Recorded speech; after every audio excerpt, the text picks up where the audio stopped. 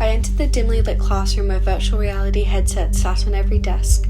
The Climate Day educator briefed us, and as I put on the headset, I was immediately immersed in a lifelike virtual world.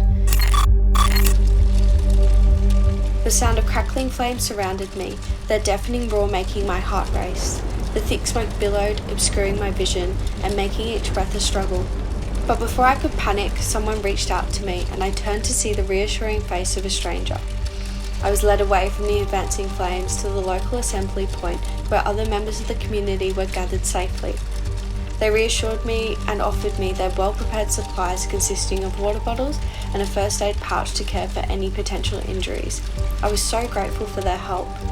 I then joined them in distributing supplies to the other virtual inhabitants in need, just as I was, all under the darkness of the thick smoky sky and glow from the floating embers. I felt less daunted by the lingering fire now that I was surrounded by a caring and resilient community, seeming to have the scenario under control. Then I heard the sirens blaring. Through the smoke I saw the lights too.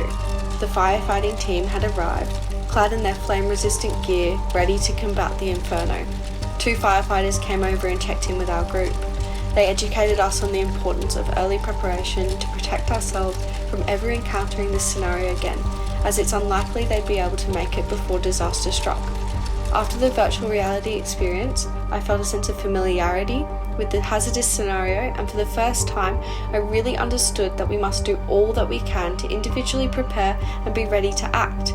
I couldn't help but wonder what my virtual conclusion would have been like if I was there alone.